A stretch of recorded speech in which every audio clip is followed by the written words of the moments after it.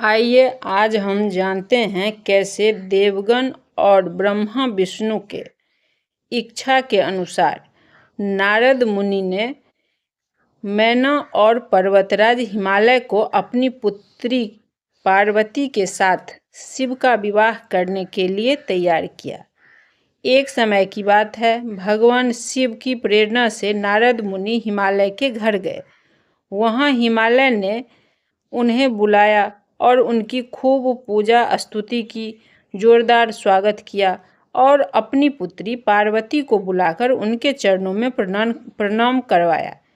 फिर वो बोले, हे मुनि, मेरी पुत्री के कुंडली में जो गुण दोष है उसे बताइए। मेरी बेटी किसकी सौभाग्यशाली पत्नी होगी? ब्रह्मा जी कहते हैं, नारद मुनि श्रेष्ठ हैं, वो बातचीत में तो कुशल हैं ही। हिमालय के ऐसा कहने पर मुनि नारद ने कहा, मैं बालिका का हाथ देखा है।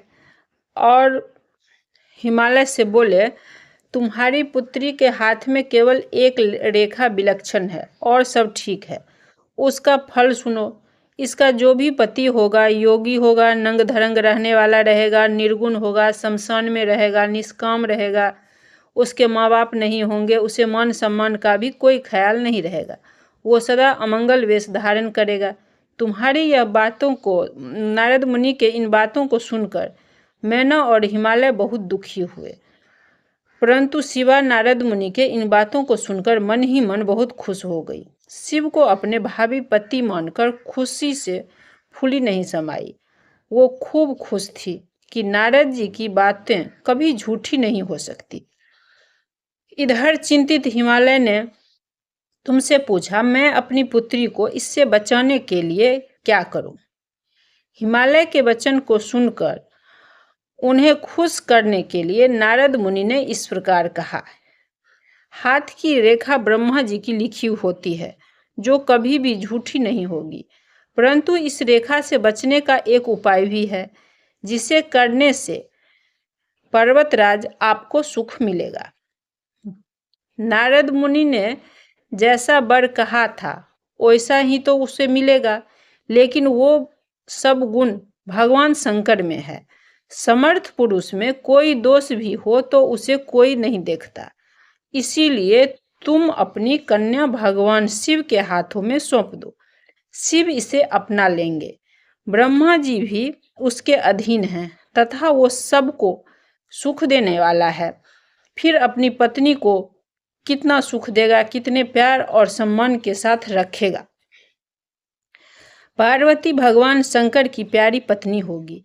यह तपस्या करके भगवान शिव को मन में धारण करके उन्हें बस में कर लेगी। इन दोनों का प्रेम एक दूसरे के लिए ही है। ऐसा उच्च कोटि का प्रेम न किसी का हुआ है और न ही होगा। अपनी कन्या को शिव की अर्धांगिनी बनाने में तुम्हें संकोच नहीं होना चाहिए। तुम्हारी कन्या को पाकर ही शंकर अर्धनारेश्वर होंगे। तुम्हें अपनी यह कन्या भगवान शंकर के सिवा और किसी को नहीं देनी चाहिए। तुम्हारी कन्या अद्भुत है, ये शिव के लिए ही आई है। नारद मुनि की इन बातों को सुनकर पर्वतराज हिमालय ने कहा, हे मुनि श्रेष्ठ, भगवान शंकर तो तपस्या में लीन हैं, अपने मन को कैसे हटाएंगे? ध्यान छोड़कर विवाह के लिए कैसे तैयार होंगे? फिर उनका प्रतिज्ञा भी तो है, सती के सिवा वो किसी को वरण नहीं करेंगे। अब वो दूसरी स्त्री को कैसे वरण करेंगे? फिर मेरी पुत्री उन्हें पति के रूप में कैसे पा सकती है? उसके इस बात को सुनकर नारद मुनि बोले, तुम इसकी चिंता मत करो। भगवती सती ही पार्वती रूप में तुम्हारे यहाँ जन्म ली है। ब्रह्मा जी कहते हैं, तुम्हारी बातों को सुनकर मैना को बड़ी प्रसन्नता हुई और वो पार्वती को तपस्या करने के लिए समझाने लगी। लेकिन पुत्री के कोमल शरीर को देखकर उन्हें समझ में नहीं आ रहा था कि उनकी पुत्री जंगलों में कैसे तपस्या करेगी। मैना के मन की बात पार्वती समझ गई। वो बोली, माँ, तुम मेरी चिंता मत करो। मैंने एक सपना देखा है जिसमें एक ब्राह्मण ने मुझे शिव को प्रसन्न करने के लिए उत्तम तपस्या करने का उपदेश दिया है। यह बात सुनकर मैना संतुष्ट हो गई।